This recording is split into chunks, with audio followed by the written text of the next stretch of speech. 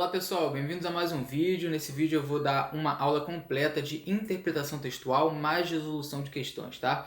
Peguei uma bateria de questões para que vocês possam então ter um ótimo rendimento nesse conteúdo e matar de uma vez por todas essa matéria que é tão rejeitada e rejeitada porque é difícil, né? Na verdade, a interpretação de texto ela pressupõe o domínio de todos os outros conteúdos e por isso tem muita incidência na sua prova. Cerca de 50% das questões tratarão da interpretação textual. É muito importante e por isso venham comigo. Gente, olha só, primeiro eu vou começar pedindo para que vocês ativem o sininho, curtam o canal, se inscrevam nele e comentem, tá? É importante que vocês estejam engajados para que eu saiba quais são as suas necessidades e a partir de então eu possa satisfazê-las para que vocês possam chegar à tão sonhada aprovação, beleza? Então estejam presentes aqui e comentem quais vídeos vocês querem que eu faça, quais dúvidas estão mais latentes em vocês. É importante que vocês demonstrem as dúvidas de vocês para que então eu possa esclarecê-las, beleza? Então vamos lá. Para que vocês possam assistir essa aula com o máximo de aproveitamento, é importante que baixem o material, que eu vou deixar aqui no link da descrição do vídeo. Só você colocar aí, ler mais, né? E clicar no linkzinho, você vai direto para o meu site e ele só vai poder baixar o material. Beleza? Então baixa o material aí e voltem para o vídeo que a gente vai começar a pegar a teoria e resolução de interpretação textual. Vamos lá. Gente, agora com o material em mãos, eu vou fazer uma leve leitura alternada com vocês e vou explicando ponto a ponto dessa parte teórica, tá? É bem concisa, bem enxuta, só direto na veia, só o pulo do gato. Inclusive o gato deu um pulo aqui, para que vocês possam entender todo o conteúdo. Vamos lá. Interpretação textual. Primeiramente, é importante que vocês entendam e diferenciem os conceitos de coesão e coerência. Não é verdade? As pessoas confundem muito isso. Tem gente que leva a vida toda sem saber o que significa. Gente, olha só. A coerência, ela é a lógica do texto.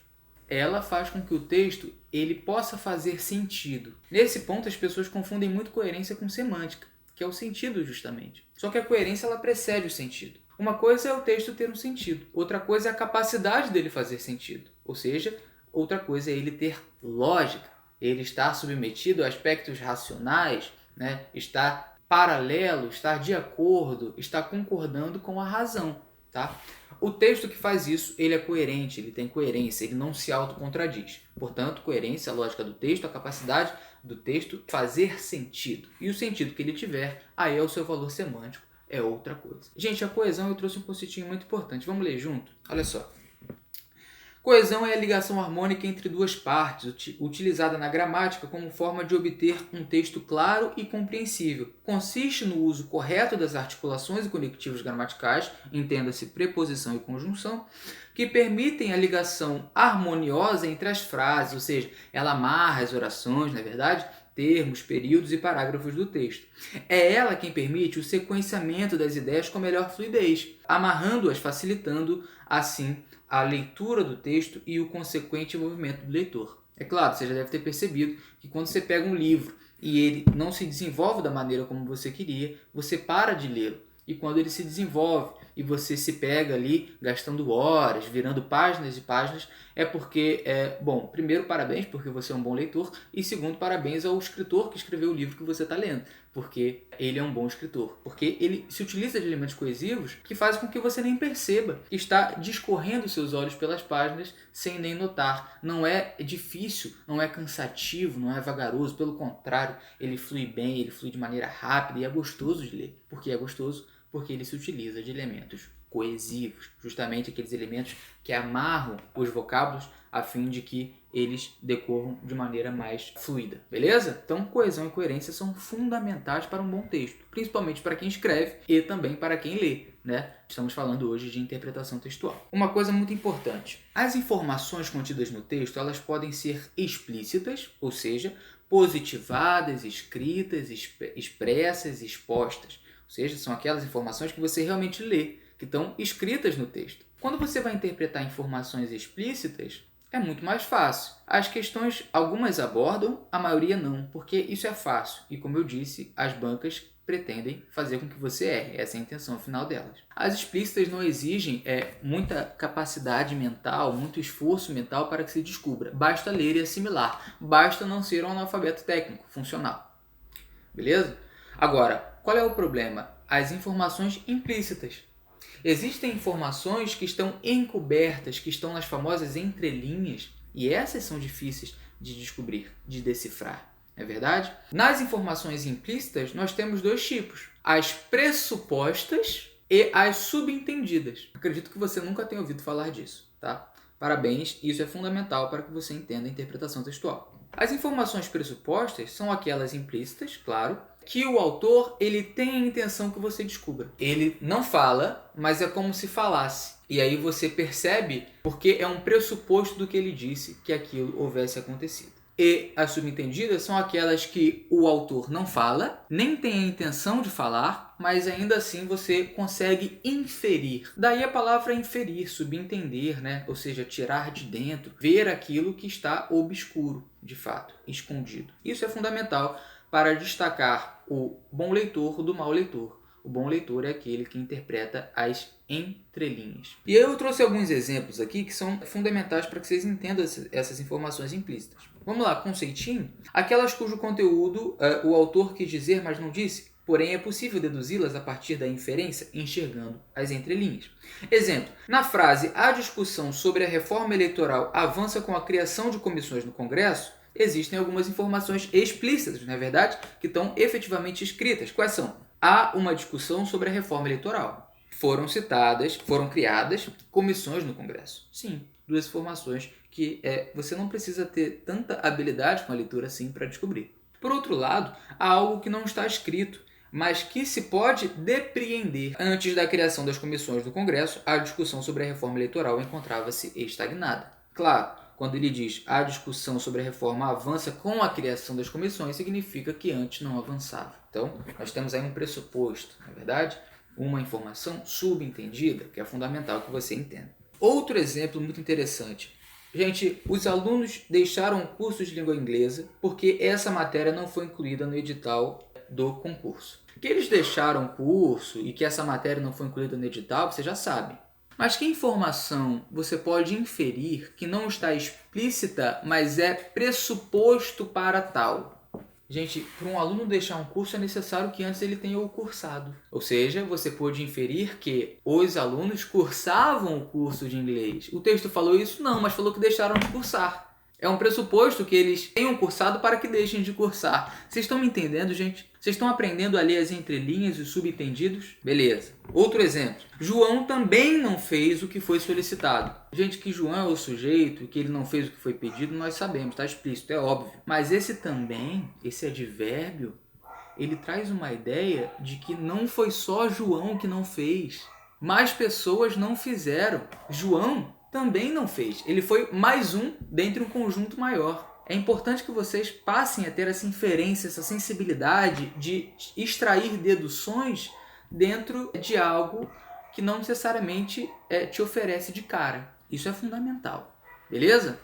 Olha só, vamos agora para algumas observações e aí vamos direto para a resolução de questão, tá? É importante, eu acho que até o método mais eficiente de você aprender a interpretação textual é efetivamente resolvendo questões, vendo ali o que está certo, o que está errado e afins. Observação: toda incoerência é um erro gramatical. Olha, professor, eu estava pensando que incoerência estava relacionada à semântica, e não à sintaxe, não aos aspectos ali gramaticais de um texto.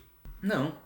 O contrário, é fundamental que você se utilize de uma boa gramática para que seu texto fique coerente. Uma coisa é o seu pensar, outra coisa é a sua exposição desse pensar, que você pode expor de maneira gestual, de maneira falada ou de maneira escrita. São as três formas de manifestação da nossa linguagem, da nossa necessidade de se comunicar. Mas nessa transposição do interno para o externo, existem muitos erros. Para que isso passe de maneira correta, é necessário que se siga um conjunto de regras. Que regras? Regras gramaticais. Então, o domínio da gramática é fundamental para que a sua emissão seja coerente. Ou seja, para que aquele que recebe, o receptor da sua mensagem, possa entendê-la de maneira lógica. Por isso que sempre que você tem um texto ilógico, incoerente, é porque você não soube utilizar a gramática da maneira correta, que é justamente aquela que garante a coerência. Vocês estão me entendendo, gente?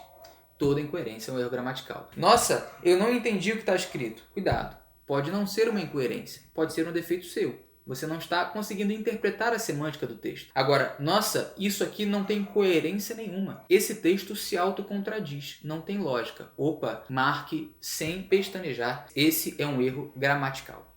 Beleza?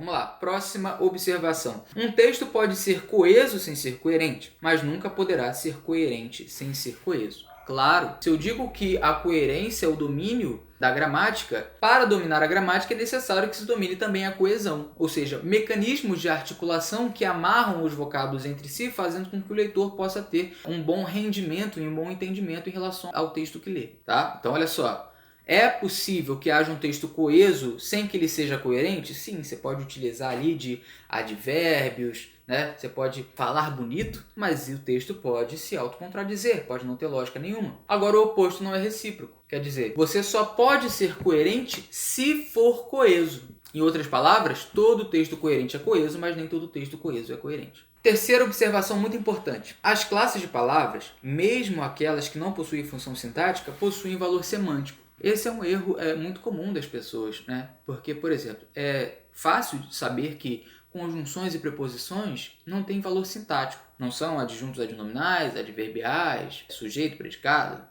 Não há essa classificação para essas duas classes de palavras. Isso não significa que elas não ofereçam um sentido à oração, ao período no qual estão inseridas. Então, separem sintaxe de semântica. Preposições e conjunções têm valor semântico aos montes. Valores de causa, lugar, tempo, espaço, consequência. A gente vai estudar isso nas questões. Próxima observação. A alteração sintática nem sempre modifica a semântica. Não é porque você altera a classificação de determinada expressão que essa expressão deixará de ter o sentido que tinha antes. E as questões elas vão justamente trazer essa alteração dizendo que o sentido foi modificado. Você vai dizer que não.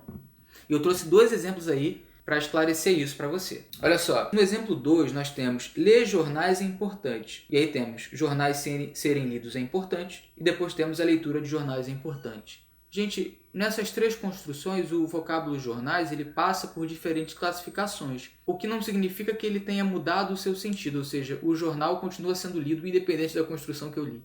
Vocês estão me entendendo? Outro exemplo. O professor errou e causou estranheza a todos. Segundo, o erro do professor causou estranheza a todos. Terceiro, o erro cometido pelo professor causou estranheza a todos. Gente, o professor deixou de errar? Não, mas a sua classificação mudou totalmente. Olha, no primeiro nós temos que o professor é o sujeito, no segundo nós temos que o professor é o adjunto adnominal, uma classificação morfológica, uma locução adjetiva, porque caracteriza o erro de quem? O erro do professor, está junto de uma preposição ou não está? Mais de uma palavra, locução adjetiva. No terceiro, o verbo está no particípio cometido pelo professor, é o agente da passiva. A voz está na voz passiva. A voz é passiva, quer dizer. Tá? Então, a mudança sintática não altera a mudança semântica. Grave isso. E agora, o último cuidado, que é só aquela pincelada para que você não erre nunca mais essas questões, tá? Olha só, cuidado. Nas interpretações de texto, não se pode nunca restringir, extrapolar e contradizer. Nunca. Se você restringe o significado, você então não entende ele por completo, tá? Se eu digo que fulano saiu segunda e terça, você não pode inferir que ele só saiu na segunda. Esse exemplo é fácil, mas é basicamente isso. Quando eu digo não pode extrapolar, você não pode entender a mais do que foi dito, tá? Se eu digo que fulano costuma sair, você não pode inferir que ele sai toda semana. Então, cuidado, atenha-se ao texto. Uma coisa é você entender aquilo que está implícito, os pressupostos. Outra coisa é você começar a criar coisa nova. E o mais importante de tudo, você não pode contradizer.